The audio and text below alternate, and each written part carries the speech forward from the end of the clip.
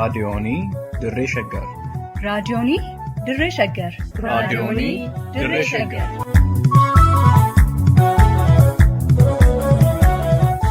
raadiyoonii Dirree Shaggar.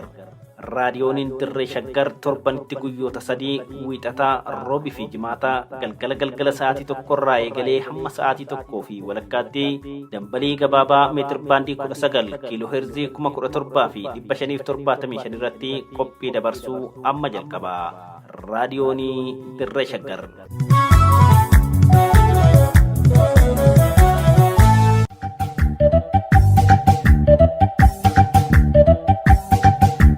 Lafaa fi lafee.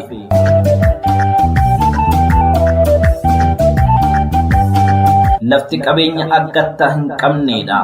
Gamoo ijaaruun, warshaa dhaabuun, qotanii oomishuun, tikfatanii horuun, jiraatanii gadaa arguun, du'anii awwaalamuun yoo lafa qabaatan qofa. Oromoon eega sirna alagaa jalatti kufee booda lafa isaa mulqame. Ammallee lafa isaa fudhachuuf alagaan itti roorrisaa jira. Kanaaf qophiin lafaaf lafee jedhu kun daba Oromoo lafa mulquu, lafarraa buqqisuu, lafa isaarra alagaa qubachiisuu fi qabeenya uumamaa Oromoo qisaasuu irratti dalagamu ni saaxila, ni xiinxala, ni mari'achiisa. Lafti keenya lafee keenya.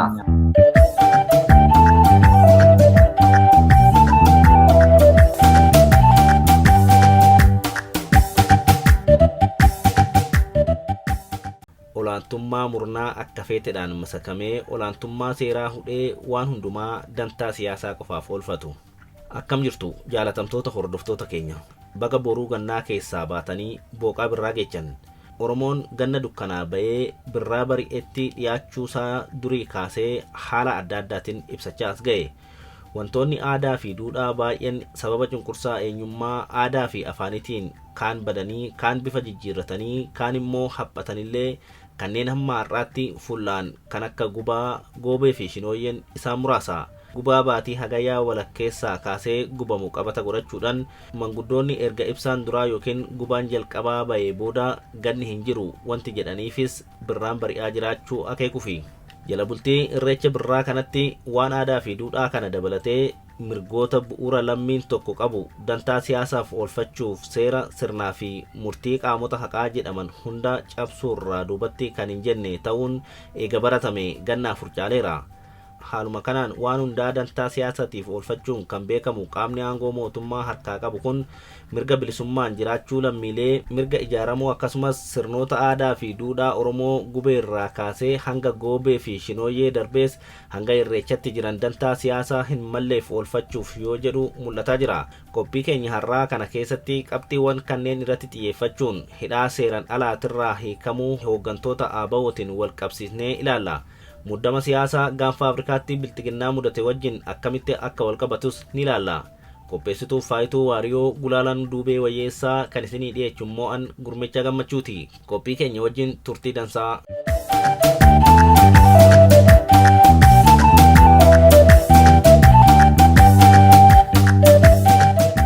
Itoophiyaan bulchiinsa biltiginnaa kana jalatti mala bulchiinsaa beekamaa kana jedhamee ibsamu kan dhaabbataa ta'e kan diinagdee, dippiloomaasii fi nageenya biyyaa ittiin masaku hin qabne taatee yeroo tokko gara biyyoota lixaa yeroo biraa ammoo gara bahaa deddeemutti jirti. Kana malees wal dhibdeen cunqursaa eenyummaa mootummoonni Itoophiyaa saboota irratti taasisan irraa madde baroota 5 fi 6 asitti sababa paartiin aangorra jiru wal diddaa hundaa karaa nagaa didee humnaaf furuu filateef ol guddatee rakkoo siyaasaa fi rakkoo nageenyaa hammaataa hordofsiisee jira. Haalli kun uumamee jijjiirama uummanni argamsiisee ture micciiruudhaan karaa fedhii fi abjuu namoota muraasaa deemuuf yaaluurraa ta'uu ifatti argaa jirra. Biyyattiin bulchiinsa kana jalatti lammiilee miliyoonotaan dhabuuf dirqamtee kuma dhibbootaan hidhaa jumlaa fi wiirtuuwwan torcharii keessatti babal'atanii kufaatii diinagdee fi kufaatii waliigalaatiif saaxilamtee jirti. Hidhaan jumlaa fi dararaan guutaman kanneen ajjeechaa artisti Haacaaluu hordofuun taasifaman keessaa kan xiyyeeffannoo qaamota mirga namoomaa fi miidiyaalee keessa ture ammoo hidhaa hoogganoota olaanoo jaarmiyaalee siyaasaa Oromoo irratti raawwatame ture.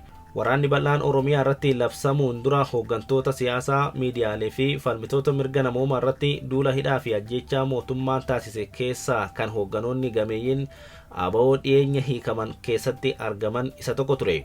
Mootummaan hooggantoota olaanoo adda bilisummaa Oromoo kanneen waggoota afran darbaniif hidhee kaa'uuf sababa beekamaa tokkollee ibsee hin beeku.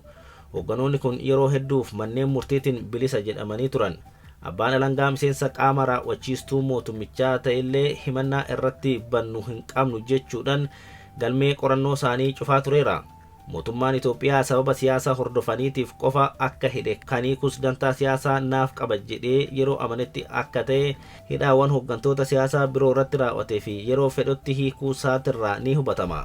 Yeroo mootummaan Itoophiyaa bilxiginnaadhaan hoogganamu waraanota gurguddoo sadi kan naannolee gurguddoo sadi jechuunis Oromiyaa, naannoo kaaba dhiyaa biyyattii naannoo Amaaraa jedhamuu fi Tigraay keessatti gaggeessaa jirtu kanatti alaarraa weerarri narratti aggaamamee jira. Kana ammoo aangawoota biyyattii damee alaa fi damee waraanatirraa dhagahamaa jira. Kunis waraanni Masirii waamicha mootummaa Sumaaliyaatiin Sumaaliyaa keessa qubachuu kan hordofe ta'utu himamaa jira. Mootummaan Itoophiyaa walhubannoo balbala galaanaa humna galaanaaf ta'u argatee Sumaaleelaandiif beekamtii biyyaa birmadummaa qabdu ta'uu ishii kennuuf taasifametu Sumaaliyaa dallansee michuu barbaacha Masirii fi miseensota liigii Arabaatti bobbaasee waraanni Itoophiyaa waggoota nagaa eegumsaa gatii kaffalaa ture akka Sumaalee gad dhiisee ba'u karaa bane. Mootummaan Itoophiyaa marsaa lamaaf marii siyaasaa fashale waraana bilisummaa Oromoo waliin gaggeessus yeroo lamaanuu hidhamtoota siyaasaa waraana bilisummaa Oromoo waliin hariiroo qabu jedhee hidhe dararaa ture hiikuuf fedhii agarsiisaa kan hin turre ta'uu ni beekama. Hidhamtoota siyaasaa hiikuun haal duree marichaa ta'uu baatus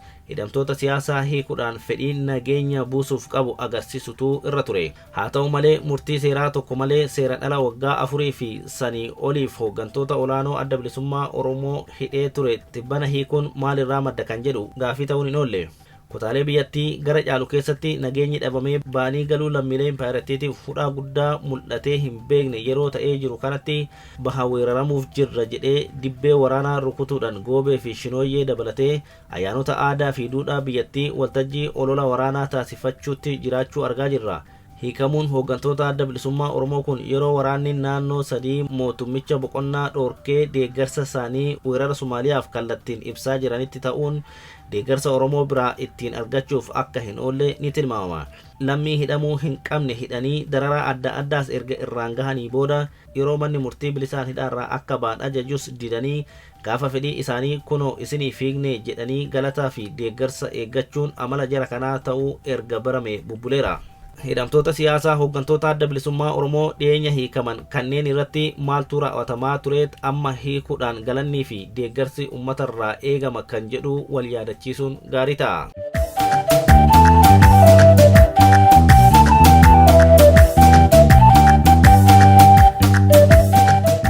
Jaal Abdii Raggaasaa miseensa hooggansa olaanaa adda bilisummaa Oromoo yoo ta'an bara 2020 gurraandhala gara jalqabaarra humnoota mootummaatiin qabamanii hidhaman. Yeroo san ajjeefamuu hoogganaa poolisii magaalaa Burraayuutiin wal qabsiisanii akka hidhan himaa turan. Haa ta'u malee otoo oolee hin bulin haalli hidhaasanii waan biraa ta'uun dhagahamuu eegale. Gara Burraayuu dabarsuun dura waajjira mootummaa Finfinnee naannawa 6 kiiloo jiru tokko keessatti hidhan. Ji'a lamaa oliif garamitti akka geeffaman maatii fi abukaattonni hin beekan turan. Poolisiin Oromiyaa mataasaatti kaampii humna addaa galaan jiru dabalatee yoo xinnaate bakkoota 8tti jijjiiree hidhaan dararaa akka ture gabaasonni mirgoota namoomaa saaxilaa turan. Jaal Abdiin kaampii kanatti ji'a 8 oliif namaan akka waliin qunnamne dhoorkanii hidhaman maatii fi abukaatonis dubbisuu hin danda'an turan. Lammii Beenyaa, Daawit Abdataa, Kennasaa Ayyaanaa fi Mikaa'el Booran fa'aa ammoo baatii adoolessaa gara jalqabaa bara 2020 ajjeechaa suukaneessaa artisti Haacaaluu Hundeessaa hordofee hoogganoota paartii mormitootaa fi gaazexeessitoota wajjin poolisiidhaan qabamanii hidhaman. Jaal Kennasaa faas akkuma Jaal Abdii Raggaasaa poolisiin magaazina horsiisa lukkuuf ijaarame kan Awwaash Malkaasaatti argamutti hidhuu dabalatee bakka tokkorraa bakka biraatti jijjiiruudhaan hidhee dararaa ture. Kanneen bakka 14tti jijjiiramanii hidhaman akka jiran jaarmiyaaleen mirga namoomaa idil-addunyaa maatii waabeeffachuun gabaasaa turan. Hidhamtoota siyaasaa kana maaliif bakka tokkorraa bakka biraatti akka jijjiiranii fi eessatti akka hidhan himuus didaa turan qaamonni nageenyaa mootummaa jedhaman kunniin. Hoogganoota olaanoo adda bilisummaa Oromoo kanneen amma hiikaman kana kanaan dura manneen murtii federaalaa fi Oromiyaa hidhamtoonni kun bilisaan akka gadi dhiifaman murteessanis aangawoonni murticha didanii hidhaatti dararuu itti fufan. Fakkeenyaaf abbaan alangaa naannoo Oromiyaa ragaa himannaa barsiisuu hin qabu jechuudhaan galmee himannaa Mikaa'el Booran, Jaal Kennasaa Ayyaanaa fi Gadaa Gabbisaa sadaasa bara 2021 fi amajjii bara 2022 keessa cufee ture. Gadaa Oljirraa ammoo himannaa sirnaa himatame otoo hin qabaatin hidhaatti dararamaa ture.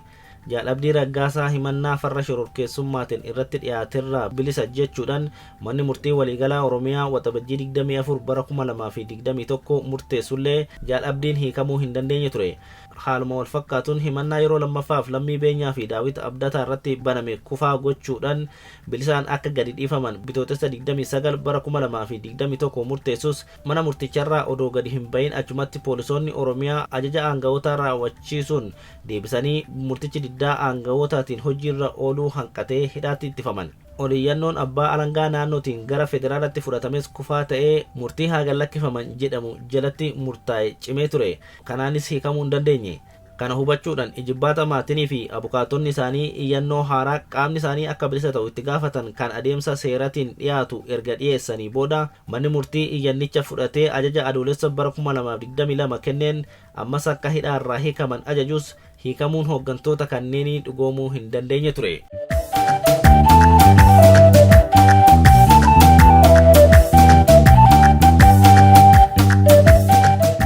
Adeemsa falmii dadhabsiisaa himannaa siyaasaa kana caalaa wanti maatii fi abukaatota isaanii yaaddeessaa ture haala qabiinsa badaa mana hidhaatirraa kan ka'e haalli fayyaa isaanii gadi bu'aa dhufuu fi dhukkuboota adda addaaf saaxilamuu isaanii ture. Akka seera biyyattiitti ministeerri haqaa olaantummaa seeraa mirkanaa'uu fi murtiiwwan kennaman hojiitti hiikamuu isaanii hordofuuf gaafatamummaa qaba.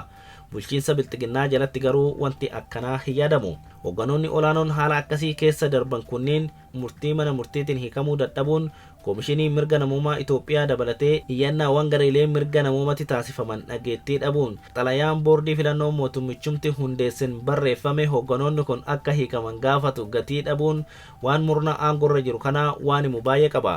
Murni kun murna akka feetee seeruma ofii baafateen hin qajeelfamne lammiileedhaaf dantaa tokkollee kan hin qabne siyaasan irraa shaqaxadha jedhee yoo amane waan fedhe raawwachuurraa seerri fi wanti isa daangessu akka hin jirre seeraa ol ta'uusaa mirkaneessa. Akkuma yeroo hedduu ibsamaa ture nama hidhamuu fi bilisa ba'uu qabu kan murteessu manneen murtii otoo hin taane koree nageenyaa jedhamuun Oromiyaa irraa kaasee hamma aanaaletti kan hundaa'e murna miseensota 5 qabu bulchaa gaafatamaa dhimma nageenyaa hoogganaa poolisii abbaa alangaa fi itti gaafatamaa paartii bilxiginnaa kan hammateen akka ta'e hidhamuu fi hiikamuun Jaal Abdii Raggaasaa kun ragaa guddaadha. Mootummaan Itoophiyaa rakkinoota biyya keessatti oomishee ittiin lammiilee duguugaa fi qabeenya uummataa ammoo waraanatti gubaa ture. Amma gara biyyoota ollaattis erguu waan eegaleef sodaa keessa galee jiraachuurraa kan ka'e deeggarsaa fi galata Oromoorraa barbaaduuf akka hin oolle tilmaamuun salphaadha. Dameen dippiloomaasii sirnichaa waraana biyyattii keessatti lammiilee irratti gaggeessuun jalaa kufe sababa walhubannoo Sumaaleelaandiif beekamtii fi balbala galaanaa argachuu jedhamee mallatteeffameetiin erga galaafatamee booda finxaaleeyyii Amaaraa fi finxaaleeyyii Somaaliyaa Masiriidhaan deeggaramanii dura dhaabbachuuf Oromootti of maxxansuuf carraaqqii taasifamuudha. Dubbichi waan hin taane ta'us akka warri aangorra jiru barbaadan kanaan ala miti. Waraana biyya keessatti lammiilee irratti bananii lola biraa gaanfa Afrikaatti dhalchuuf foolachuun isaanii qoqqobbiin biyyoota lixaatiin irra kaa'ame akka dheeratu taasifame. Fakkeenyaaf murtiin pirezidaantiin Ameerikaa fulbaana 6 bara 2024 qoqqobbii duraanii dheeressuuf fudhate kanaaf ragaadha. Ilma namaa seeraan ala waggoota 4 fidanii dararaa bahanii too gaafuma fedhan immoo hiikuudhaan deeggarsa argachuuf dhama'uun tuffii uummataaf qaban agarsiisuu malee waan biraa miti. Wanti ta'uu male silaa warri seeraa ol ta'e seeraa gaditti deebifamee gaafatamee warri miidhame ammoo beenyaa barbaachisu argatee haqni ba'a malee tuffiin mana ga'u uummata guddaa kanarratti ga'uu waan hin malle. Yakka adda addaa bakka hundatti raawwataa bahanii gaafa dubbiin itti hammaatte immoo asuma deebi'uudhaan uummatuma yakka irratti raawwatanitti xurii yakkaa haqachuuf yaaluun hin ta'u.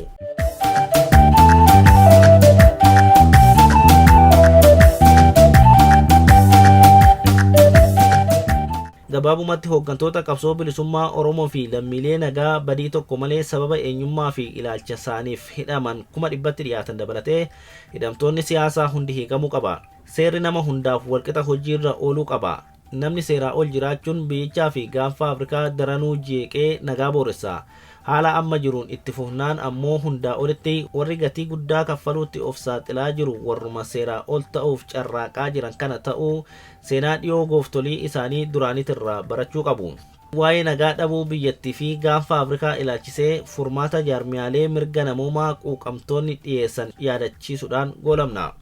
Biyyattiin haala kanaan itti fufnaan haafuuti bakkuma amma jirtu kanarraa kaasanii fooyyessuuf baay'ee ulfaataadha. ta'ullee furmaanni marii biyyaalessaa hunda hammataa rakkoolee siyaasaa fi nageenyaa akkasumas rakkoolee cunqursaa bara hedduu furuu danda'u haqummaadhaan gaggeessuudha. Rakkoo siyaasatiif furmaata siyaasaa kennuudha.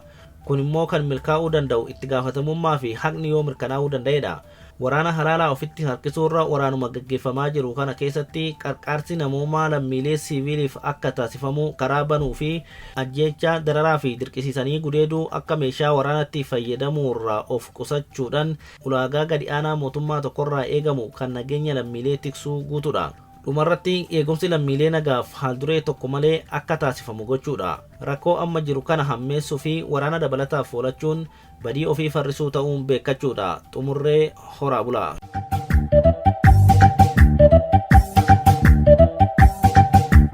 Lafaa fi lafee.